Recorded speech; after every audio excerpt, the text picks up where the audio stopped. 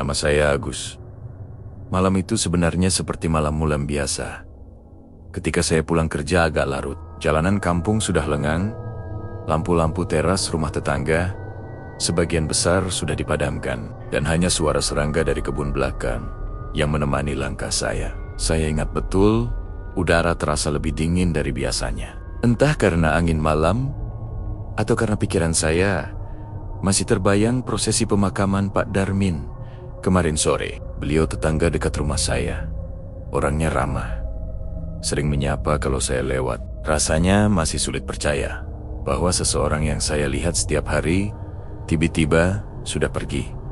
Saat saya membuka pagar rumah, langkah saya sontak terhenti. Di depan rumah berdiri seseorang yang posturnya sangat saya kenal. Seseorang yang seharusnya tidak mungkin berada di sana malam itu. Pak Darmin. Ia berdiri tenang, seolah menunggu saya sejak tadi. Wajahnya tampak sama seperti biasanya, hanya lebih pucat dan matanya terlihat agak sayu. Meski begitu, senyumnya tetap lembut seperti dulu. Agus, masih bangun? Masih bangun? Suaranya terdengar normal. Bahkan terlalu normal untuk seseorang yang saya lihat dimakamkan kemarin. Saya tidak langsung menjawab. Tenggorokan saya serasa kaku. Tubuh saya tiba-tiba terasa ringan, seperti melayang antara percaya dan tidak percaya. Pak Darmin melangkah satu langkah mendekat, gerakannya pelan. "Ayo, ngopi sebentar," ucapnya lagi. "Sudah lama kita nggak duduk bareng." Mendengar itu, saya menelan ludah perlahan. Rasanya seperti ada dua suara dalam kepala saya. Satu menyuruh saya lari masuk rumah. Satu lain justru memaksa kaki saya tetap tak bergerak. Pikiran saya berusaha mencari penjelasan rasional. Mungkin saya capek. Mungkin saya salah lihat. Mungkin ini cuma bayangan, karena pikiran saya sedang penuh. Tapi suara dan ekspresi Pak Darmin terlalu nyata untuk sekadar halusinasi. Saya akhirnya berkata pelan, "Pak, Bapak masih mau ngopi?" Pertanyaan itu saja membuat saya merasa aneh. Tapi mulut saya bergerak tanpa saya pikirkan. Pak Darmin tersenyum kecil. Senyum yang membuat bulu kuduk saya meremang tanpa alasan. "Iya, Gus, temani sebentar saja." Ia kemudian menunjuk ke rumahnya yang berada persis di sebelah rumah saya. Rumah itu gelap, tidak ada satupun lampu menyala. Seharusnya di sana ada keluarga Pak Darmin. Tapi malam itu suasananya seperti rumah kosong yang sudah lama tak dihuni. Saya hanya bisa mengangguk perlahan. Meski hati saya berdebar keras, ada sesuatu yang membuat saya merasa harus ikut. Mungkin rasa sungkan, mungkin rasa hormat, karena ini tetangga yang saya kenal baik. Atau mungkin karena saya belum benar-benar menerima kepergian beliau. Saya mengikuti langkahnya dari belakang. Setiap jejak langkahnya terdengar sangat pelan, tapi gerakannya tampak ringan, seakan ia tidak benar-benar menyentuh tanah. Saya berusaha tidak terlalu memikirkannya. Ketika kami mendekati berandanya, saya baru sadar kursi bambu tempat ia duduk dulu tampak berbeda, lebih usang, seperti tidak pernah digunakan bertahun-tahun. Tapi Pak Darmin duduk di sana seolah kursi itu masih baru. Saya berhenti di depan tangga kecil menuju beranda. Hati saya masih bergolak, "Pak." Saya mencoba bicara. "Kemarin saya ikut ke pemakaman." Pak Darmin hanya menatap saya. Senyumnya tidak berubah. "Iya, Gus. Terima kasih." Ia mengangkat tangan pelan, mengisyaratkan saya untuk duduk di sampingnya. Dan entah mengapa, meski saya tahu ada sesuatu yang sangat tidak wajar malam itu, saya tetap melangkah naik. Seperti ada bagian dari diri saya yang ingin tahu apa yang sebenarnya terjadi. Dan bagian lain yang tidak bisa menolak undangan seseorang yang seharusnya sudah tidak kembali malam ini. Malam itu, tanpa saya sadari, semuanya baru saja dimulai.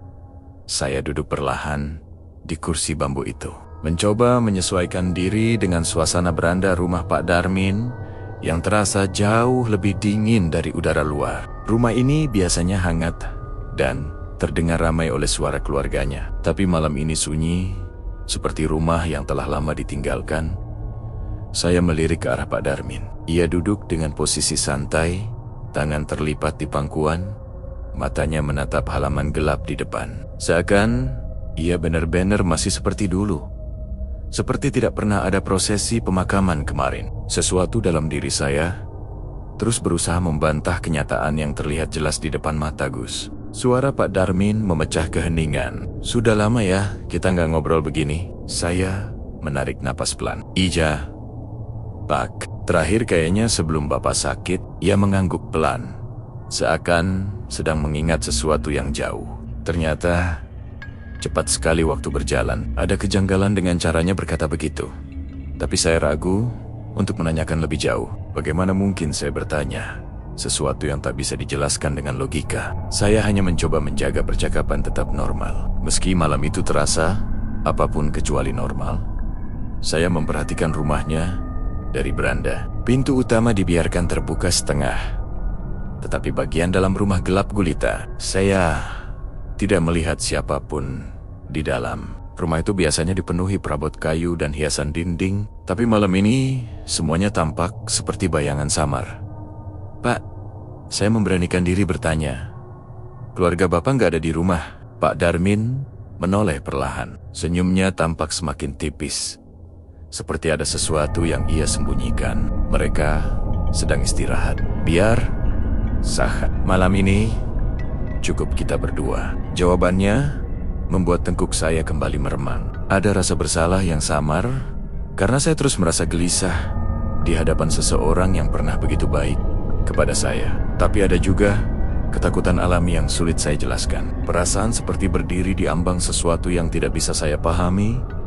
Pak Darmin lalu menatap meja kayu kecil di depan kami. Saya baru menyadari ada 2 cangkir kosong di sana. Seperti sudah disiapkan sejak tadi. Aku biasanya bikin kopi malam-malam kalau lagi kepikiran sesuatu, ucapnya sambil menatap cangkir itu. Kamu masih suka kopi kan? Saya mengangguk pelan. Masih Pak. Bagus, jawabnya lirih. Kita ngobrol sebentar saja. Anggap saja ini seperti dulu. Saya menelan ludah. Ada sesuatu dalam suaranya yang membuat kata-kata sederhana itu terdengar berat. Entah kenapa, saya merasa ucapan seperti dulu bukan sekadar kalimat biasa untuk meredakan kecanggungan. Saya mencoba membuka percakapan. Pak, sebenarnya Bapak pengen ngomong apa? Saya merasa Bapak sudah nunggu saya. Pak Darmin menatap saya lama. Tatapannya lembut, namun sulit ditebak. Agus, banyak hal yang tidak semua orang sempat katakan sebelum mereka pergi. Ada yang ingin aku titipkan, tapi nanti saja. Kita santai dulu. Cara ia menyebut kata pergi membuat perut saya terasa dingin. Ia membicarakan dirinya sendiri, seolah ia benar-benar menyadari bahwa dirinya sudah tidak lagi hidup. Namun, anehnya tidak ada ketegangan atau ancaman dalam sikapnya. Hanya keheningan dan sebuah rasa rindu yang saya sendiri tidak mengerti. Pak Darmin kemudian berkata pelan, aku senang kamu mau datang. Tidak semua orang mau diajak duduk begini. Saya menghela napas pendek. Bukan nggak mau Pak, cuma saya masih bingung. Ia tersenyum lebih hangat kali ini. Wajar, kamu manusia. Kalimat itu membuat saya membisu seketika. Tidak ada nada aneh dalam ucapannya, tapi maknanya menggantung begitu lama di kepala saya. Kalimat sederhana yang terasa seperti membawa pesan lain yang tersembunyi. Untuk beberapa saat, kami hanya duduk berdua, dikelilingi suasana malam yang semakin pekat. Angin yang biasanya menenangkan justru terasa membawa aroma sunyi yang tidak biasa. Di tengah keheningan itu, saya sadar undangan ngopi malam ini mungkin bukan sekadar ajakan biasa. Ada sesuatu yang ingin disampaikan Pak Darmin. Sesuatu yang membuatnya kembali di malam setelah ia pergi. Dan saya hanya bisa menunggu, mencoba tetap tenang dalam keadaan yang bahkan tidak bisa saya ceritakan pada siapapun. Saya belum benar-benar siap saat Pak Darmin berdiri perlahan dan masuk ke dalam rumahnya, meninggalkan saya sendirian di beranda yang setengah redup itu. Pintu yang terbuka setengah membuat bagian dalam rumah tampak seperti ruang kosong tanpa warna. Tidak ada cahaya lampu, tidak ada suara apapun, hanya kegelapan yang seperti menelan setiap sudutnya. Beberapa detik kemudian, Pak Darmin keluar sambil membawa sebuah cangkir tanah liat di kedua tangannya. Cangkir itu terlihat lama, seperti benda yang sudah melewati puluhan tahun dan tetap dipakai tanpa diganti. Ia meletakkan satu cangkir di depan saya, lalu duduk kembali di kursi bambu yang mengerang pelan.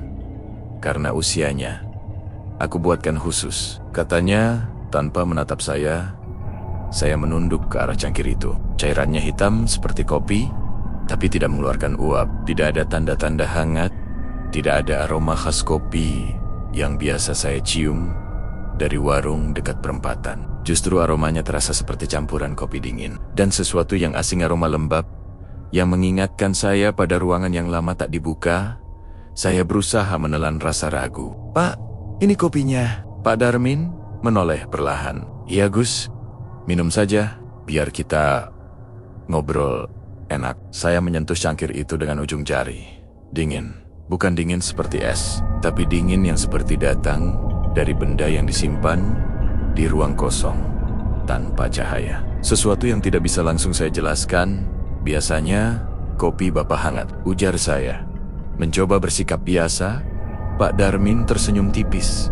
Senyum yang tak sampai ke matanya.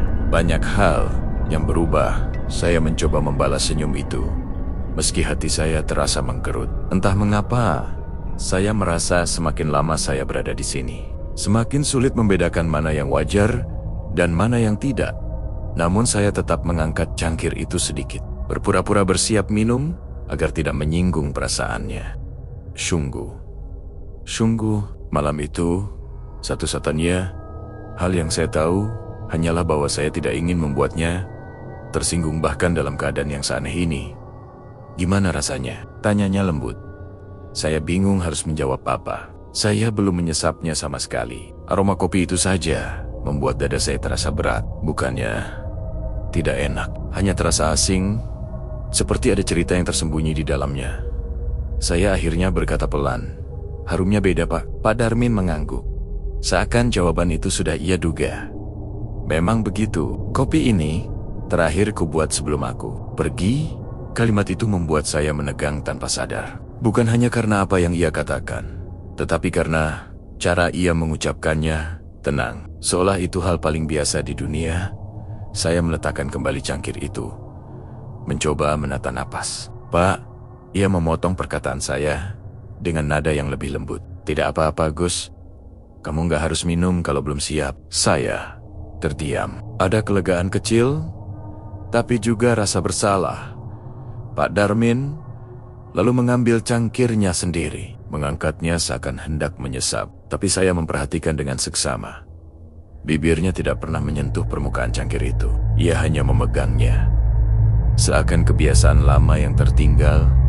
Saya menatapnya lama-lama, dan semakin saya memperhatikan, semakin saya merasa ada jarak tipis antara dirinya dan benda yang ia pegang. Seperti ia berada di dunia yang hampir sama dengan saya, tapi tidak sepenuhnya. Pak Darmin menatap lurus ke depan. "Aku cuma ingin kamu ada di sini malam ini Gus. Itu saja." Kata-katanya sederhana, tapi terasa kuat. Ada ketenangan aneh yang mulai menyelimuti saya. Meskipun ada ketidakpastian besar yang terus menggantung di udara, saya akhirnya membuka mulut. "Kalau Bapak ada yang mau disampaikan, Bapak bisa bilang ke saya." Ia menoleh, menatap saya dengan tatapan yang sulit saya artikan. "Sebentar lagi Gus, semuanya ada waktunya." Aroma kopi itu masih tercium dingin, lembab, asing, seolah menunggu sesuatu yang belum terungkap. Dan malam itu, saya mulai sadar, kopi bukanlah hal yang penting. Yang penting adalah alasan mengapa seseorang yang telah pergi kembali duduk di beranda rumahnya, memegang cangkir kosong, dan mengajak tetangganya menemani. Ada sesuatu yang menunggu di balik kata-kata Pak Darmin, dan saya belum tahu apakah saya siap mendengarnya. Saya masih menatap cangkir kopi dingin itu, ketika suasana tiba-tiba berubah. Bukan angin, bukan pula karena malam semakin larut. Ada sesuatu yang berubah secara halus, tetapi sangat terasa seperti udara di sekitar beranda ini menjadi lebih berat. Di tengah keheningan itu, terdengar suara dari dalam rumah Pak Darmin. Suara geseran halus, seperti kursi kayu yang dipindahkan sedikit. Bukan keras, hanya samar, tapi cukup jelas. untuk membuat saya menoleh spontan ke arah pintu yang terbuka setengah itu. Saya memicingkan mata, mencoba melihat ke dalam rumah yang gelap. Tidak ada cahaya sama sekali. Tidak ada bentuk apapun yang bisa saya pastikan. Tetapi suara itu pasti berasal dari dalam, Pak. Saya berkata pelan, "Rumah Bapak ada siapa?" Pak Darmin tidak langsung menjawab. Ia tetap duduk memandang halaman depan, seolah tidak terganggu oleh suara itu sama sekali. Baru setelah beberapa detik, ia mengeluarkan napas panjang. "Tidak ada siapa-siapa, Gus." Saya menelan ludah. "Tapi tadi kayak ada yang gerakan sesuatu." Pak Darmin menoleh perlahan ke arah saya. Tatapannya lembut, tetapi ada kedalaman di balik matanya yang membuat saya sulit menebaknya. "Rumah ini sudah lama sepi," katanya. "Tapi malam ini mereka ikut mendengar." Saya tidak langsung memahami maksudnya. Mereka? Ia tidak menjawab, hanya mengalihkan pandangannya kembali ke gelapnya halaman. Seolah kata itu sudah cukup untuk menjelaskan semuanya. Dan dalam diam itu, suara lain terdengar lagi. Kali ini bukan geseran kursi. Suara langkah pelan, sangat pelan, seperti seseorang berjalan tanpa ingin menimbulkan suara. Jantung saya berdetak lebih cepat. "Pak, ini beneran gak ada orang?" "Agus," katanya dengan suara pelan, nyaris seperti bisikan. "Tidak semua yang ada dalam rumah ini bisa kau lihat." Saya merinding. Bukan karena ancaman atau sesuatu yang menakutkan secara langsung, tapi karena cara ia mengatakannya begitu tenang, seolah ia sudah terbiasa dengan keberadaan hal-hal yang tidak terlihat itu. Saya menatap pintu itu terus. Rasanya ada sesuatu yang mengintip dari balik kegelapan. Bukan sosok, bukan bayangan, lebih seperti kehadiran. Sensasi halus bahwa seseorang sedang memperhatikan saya. "Pak," saya mencoba bicara lagi. "Kalau memang ada, kenapa mereka diam saja?" Pak Darmin tersenyum kecil. "Karena mereka bukan untuk menakut-nakuti. Mereka anja menjimak." Saya mengerutkan kening. Kata itu menyimak memberi bayangan yang tidak nyaman. Seakan ada banyak telinga dalam kegelapan di balik pintu itu, mendengarkan setiap kata kami, setiap helaan napas saya, setiap detik yang berlalu. Untuk beberapa saat, suasana kembali sunyi. Tapi kini, kesunyian itu bukanlah kesunyian biasa. Saya bisa merasakan sesuatu bergerak di balik dinding, sangat ringan, tapi ada. Dan rumah yang terlihat kosong itu seperti memiliki denyutnya sendiri. Saya menarik napas panjang, mencoba menenangkan pikiran. "Pak, Bapak sendiri nggak takut?" Pak Darmin menoleh pada saya. Senyumnya tampak lebih tulus kali ini. "Agus, kalau kamu sudah melewati apa yang aku lewati, takut itu rasanya beda. Malam tidak lagi menyeramkan, justru tenang." Saya terdiam. Bagaimana mungkin seseorang yang saya lihat dikuburkan kemarin bisa berbicara tentang rasa takut seperti itu? Tapi anehnya, tidak ada satupun kata dari Pak Darmin yang terdengar seperti mengada-ada. Semuanya terasa jujur. Meski tidak masuk akal, suara langkah pelan itu terdengar sekali lagi, lalu menghilang begitu saja. Dan rumah kembali hening, seperti tidak pernah ada suara apapun. Pak Darmin mengangkat cangkirnya, meski saya tahu ia tidak meminumnya. "Gus," katanya, "malam ini aku cuma ingin ditemani, bukan oleh mereka, tapi oleh kamu." Saya menunduk ke cangkir saya sendiri yang masih dingin. Perlahan, pikiran saya mulai mengerti bahwa kehadiran saya di beranda ini bukan kebetulan. Ada sesuatu yang lebih besar menunggu untuk disampaikan, dan entah apapun yang ada di dalam rumah itu. Saya merasa mereka hanya sebagian kecil dari cerita yang belum terungkap. Malam itu, saya mulai sadar bahwa saya tidak hanya menemani Pak Darmin. Saya sedang duduk di perbatasan dua dunia yang tidak pernah saya bayangkan sebelumnya. Suasana beranda terasa semakin sunyi setelah suara-suara dari dalam rumah perlahan menghilang. Bukan sunyi yang menenangkan, melainkan sunyi yang seperti menyimpan sesuatu. Saya duduk kaku sambil menatap cangkir kopi dingin yang belum saya sentuh sejak tadi. Pak Darmin duduk tepat di samping saya, tetapi malam ini ia terasa seperti sosok yang sangat jauh. Ada jeda panjang sebelum akhirnya ia meletakkan cangkirnya perlahan ke meja. Tangan itu terlihat ringan, seolah tidak benar-benar menekan permukaan meja. "Agus," katanya pelan. "Aku senang kamu datang." Saya mencoba tersenyum, meski hati saya penuh pertanyaan. "Saya juga senang bisa duduk bareng, Pak. Cuma saya masih bingung." Ia mengangguk pelan. "Wajar, kamu manusia. Kamu pakai logika. Sementara malam ini, tidak semua hal bisa dijelaskan dengan itu. Lagi-lagi, ia menyebut kamu manusia seperti sesuatu yang sangat jauh dari dirinya. Dan setiap kali ia mengucapkannya, dada saya terasa semakin berat." Pak Darmin menarik napas panjang. Meski anehnya saya tidak yakin benar-benar melihat dadanya bergerak. "Kemarin aku pergi buru-buru," katanya lirih. "Banyak hal yang belum sempat kusampaikan. Bukan pada keluargaku saja, tapi juga pada orang-orang yang dekat denganku." Saya menatapnya. "Pak, kalau memang ada yang ingin Bapak bilang, saya siap dengar." Ia menoleh pada saya. Sorot matanya lembut seperti dulu. "Tetapi ada kesedihan samar yang tidak saya kenali. Gus, besok tolong bilang ke keluargaku, aku senang mereka mendoakan aku. Jangan biarkan mereka merasa aku pergi dengan berat hati." Saya terdiam lama. Kata-katanya sederhana, tapi terasa sangat menusuk. Bukan karena menyeramkan, tapi karena begitu manusiawi. "Bapak masih mikirin keluarga Bapak?" tanya saya pelan. "Tentu," jawabnya tanpa ragu. "Mereka itu hidupku. Bahkan setelah aku tidak di sini lagi." Kata "tidak di sini lagi" ia ucapkan dengan begitu tenang, seolah ia sudah menerima semuanya. Jauh sebelum pertemuan ini terjadi, saya menunduk menatap cangkir kopi di tangan saya. Ada perasaan aneh, bukan takut, bukan gelisah, lebih seperti keharuan yang tidak saya sangka akan saya rasakan dalam pertemuan aneh seperti ini, Pak. Suara saya terdengar bergetar tanpa saya sadari.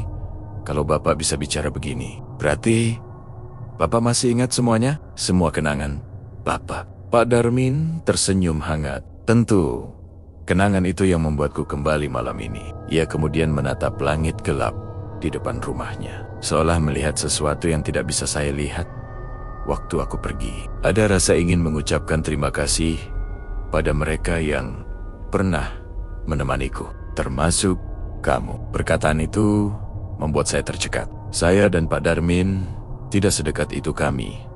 Hanya tetangga yang sering ngobrol di teras, saling menyapa kalau bertemu di jalan, atau sesekali tukar hidangan saat hari raya. Tapi dari cara ia berbicara, semua kenangan kecil itu ternyata berarti besar baginya.